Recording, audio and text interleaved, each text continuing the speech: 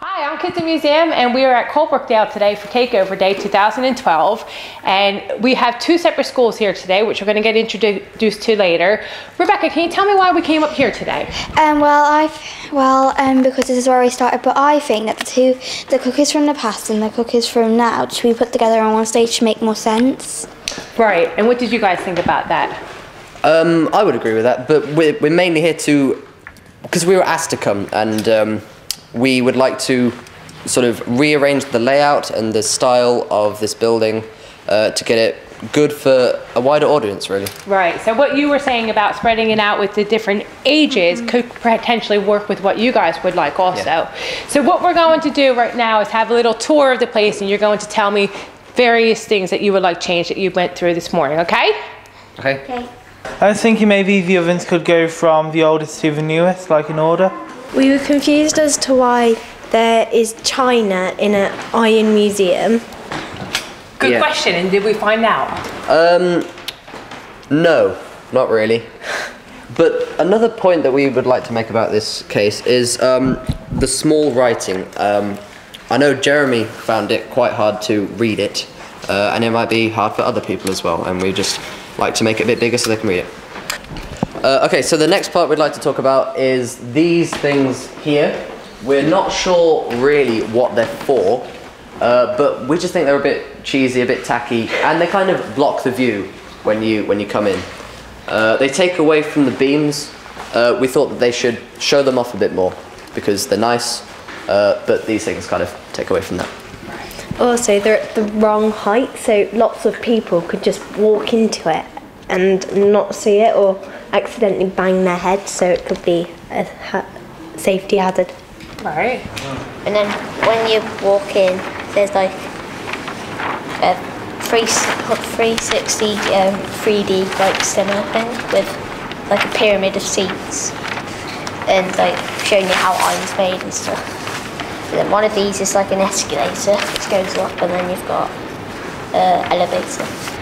So on the second floor we have an interactive whiteboard which would it could be a website to create iron. So you'd have different moulds and different ideas and different paints, and you could upload your score onto a challenge, onto like a result board.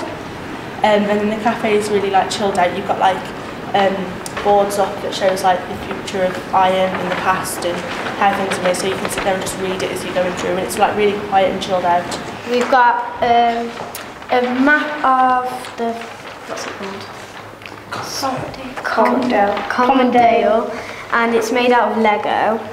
There's like kind of like real water, and the things light up at the bottom, and you press buttons around it to tell you like all interesting facts. And then we're going to have a bathroom with like olden time baths that it like goes from new to old. And then the family photos, so the little head thing with different families that create them. We put the lift there with the exhibits in it. And where the cafe is, we're going to put a half cafe, half shop, and we're going to put the exit in there as well.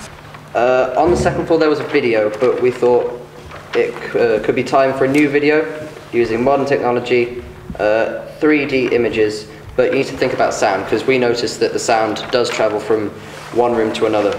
We thought because there are lots of pans and lots of stoves, we could have people demonstrating the food that they did back then, and then have someone else demonstrating the food we have now. So I think I'd like to say that you should all give yourselves a big round of applause for all how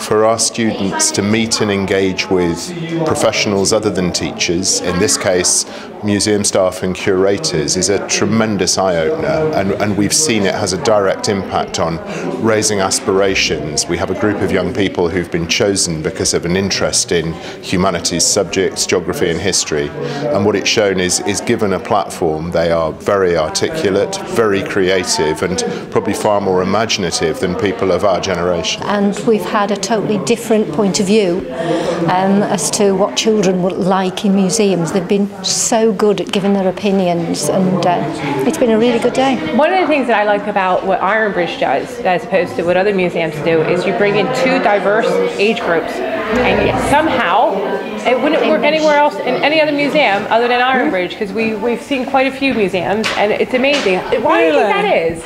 I don't know, I think we've just got the right mix, and our staff will tackle anything, and working with the schools, and I think it's great because the older children take the lead then, but then it was really nice to see them helping the younger ones and listening to what they had to say. I think my favourite idea was to have a working Aga in the cafe where we could actually be baking bread and preparing food. I like that idea. And saying, you know, this is the end result of 250 years of evolution, and now you can try it.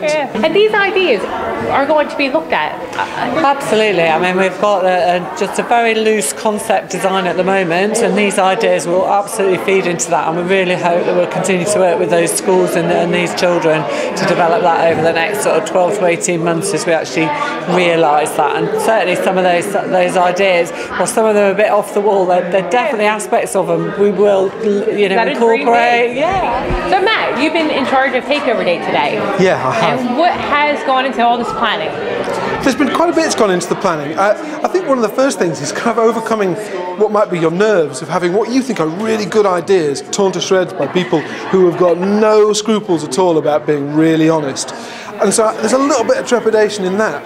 But actually, it's been a really productive day, really productive session, and people have not held back. When they've spotted things that they think are just plain tacky, they've pointed it out. They've listed every light bulb that's out. They've listed every cabinet that needs cleaning properly. And you know, this is fundamental to the way a museum operates. And a lot of the time, you know, you might not get that kind of feedback from, say, you know, grown-ups, adults, you know, who come through and look at different things. You know. As a curator, how did you feel the whole project was? Yeah, I think it was really successful. I think it was great. I mean, we have to be honest, and I've been very honest with the young people here today, that it's a long process. We're not going to see the results of this process for the next maybe 2 years. Could be more. You know, we understand the sort of problems with funding streams and workloads and all of these things. But I think it's been really productive and really, I don't know, inspiring to sort of go out there and think about what you can do with a blank canvas already now with a sheaf of papers that are just full of ideas that we wouldn't necessarily have thought about because we might have thought they were silly. What was your favorite idea? A few of them, if you can't narrow it down to one. Okay, yeah, I like the idea of using Lego for maps. You know, there's something sort of. Gotta have Lego. There's something kind of mentally, you know, really accessible about Lego. Yeah. We all, doesn't matter how old you are, we all know what Lego is. Yeah. And it's quite a nice. I mean, it might be interesting having a museum of iron with lots of Lego in, but I still think it's a really nice way of doing it. I like the ideas of thinking about very sort of non-traditional ways of displaying some of the objects, hanging them from ceilings, sort of spinning them around, all the kind of things that you wouldn't necessarily think of as a curator. So you're looking forward to next year already? Yeah, it's going to be great fun. Really looking forward to it. Well, thank you very much. It's a pleasure.